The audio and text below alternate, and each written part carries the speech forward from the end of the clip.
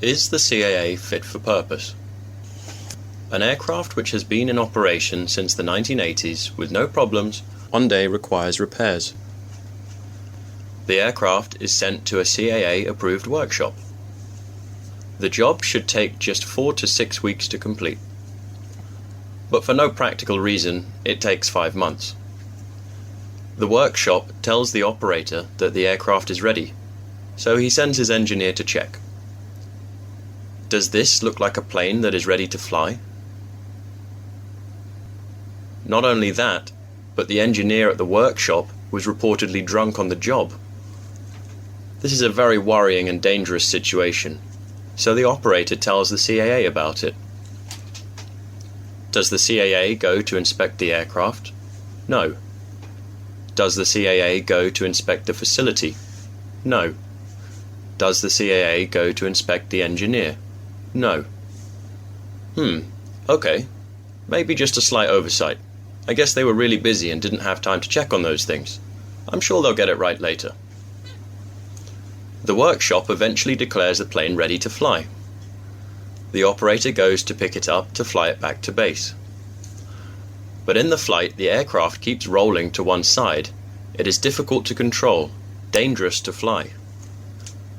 The operator and his engineer decide that it is not worth dying for, so they decide to ground the plane. They won't let anyone fly it. They report this dangerous aircraft to the CAA. Someone could get killed. Does the CAA go to inspect the aircraft? No. Does the CAA go to inspect the facility? No. Does the CAA go to inspect the engineer? No. Okay. It's a bit worrying now. I thought they were supposed to look after public safety, compliance, standards, things like that. That's what they get paid to do, right? The operator gets another well-known engineer to come and have a look at the airplane, to try to figure out what's wrong with it. The flaps have been set in an abnormal way. But worse than that, the flaps have been set that way to deliberately try to cover up for a much more dangerous twist in the wing. The wing has been twisted out of shape by the workshop. The angle of attack, which should be around 1.6 degrees, is now 41% greater. It's now 2.4 degrees on one wing. No wonder the aircraft was so dangerous to fly. So now the operator, his engineer, and the independent engineer have all said that the aircraft is extremely unsafe as a result of the work done by the workshop. Does the CAA go to inspect the aircraft? Nope. Does the CAA go to inspect the facility? Nope. Does the CAA go to inspect the engineer? Nope. Does the CAA go to inspect the paperwork? Yes. The paperwork? Why should that be what they inspect? You see, CAA inspectors don't actually understand engineering or flying. They just get paid to shuffle bits of paper around. And even though they found some pretty big mistakes in the paperwork filed by the workshop, they decided that it was probably just an accidental error. No big deal. But now they had a bit of a dilemma. On the one hand, the CAA had agreed to legally ground the aircraft as a result of the dangerous damage that had been done to it. And on the other hand, the paperwork was mostly correct, so it must be fine. You can almost hear the cogs of their confusion turning. So which one do you think the CAA thinks is more important?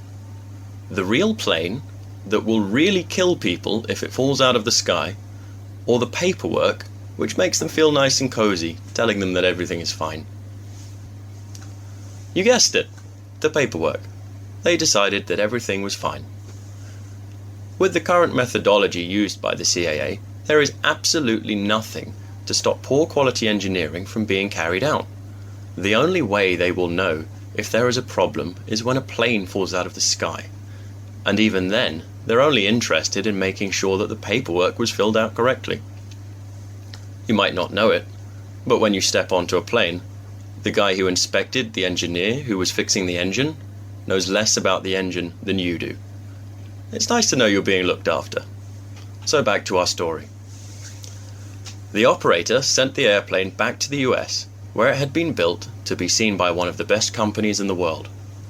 They fixed it up, right as rain, using specialist equipment necessary to do such a job. They found that whoever had worked on the plane last had damaged the wing and had twisted it by 3/4 of an inch. It doesn't sound like much, but at 200 miles an hour it makes a lot of difference. The operator was confused. How come this had happened? Why didn't the CAA do what they are supposedly in place to do? Why didn't they inspect the facility? Why didn't they inspect the engineer? Why didn't they inspect the aircraft? Why did they only look at the paperwork? Realizing that despite the CAA being a quango, it was still subject to Freedom of Information requests, he decided to ask for all the documents they had relating to this case. The collection of emails, notes, pictures, and witness statements showed the horrifying truth. The CAA knew that the workshop was doing poor quality engineering. The CAA knew that the workshop and engineers there did not have the right licenses to do the work. The CAA knew that the workshop did not have the right equipment to do the work. The CAA knew that the workshop was avoiding legal liability using a loophole. And the CAA knew that the aircraft was unsafe to fly. The CAA and its inspectors were burying their heads in the sand.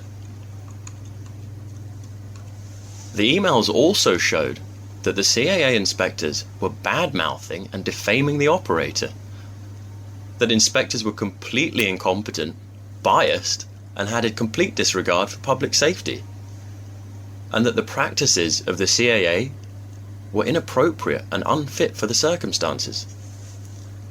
The operator contacted the CAA to demand to know the reason for this behavior and to make a complaint, but found out that there was no complaints process or procedure. The inspectors in question got wind of this, and as you might expect, they weren't too happy about it, so they targeted his business. They revoked his license. They created impossible tasks.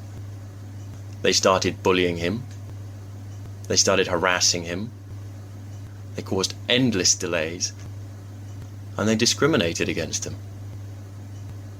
The operator, rather than give up as they had hoped, kept trying to get answers, and eventually was granted a meeting with one of the board of directors of the CAA. He told her about what had happened, and she assured him that it would be thoroughly investigated and the situation put right.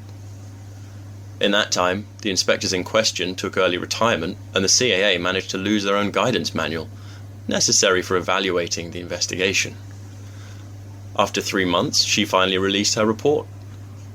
No inspection of the facility, no questioning of the engineer, or any other persons for that matter, no inspection of the aircraft, and given that the CAA had lost their own instruction manual, there was not even a proper review of the procedures that may have been used in the paperwork inspection.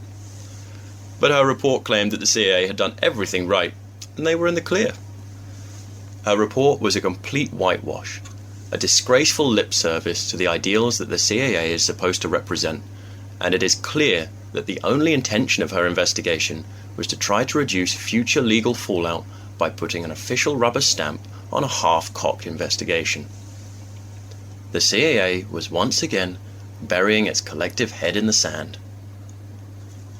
This might be the only case you have heard of, but it is not the only one out there. The operator set up CAA Complaints, a private independent group, and has collected hundreds of reports from up and down the country from pilots, engineers, and business owners about the dangerous and inappropriate behavior of the CAA and its staff.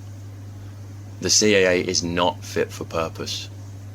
The staff are incompetent, the procedures are improper, the organization disregards public safety, there's no accountability, there's no transparency, and there's no impartiality.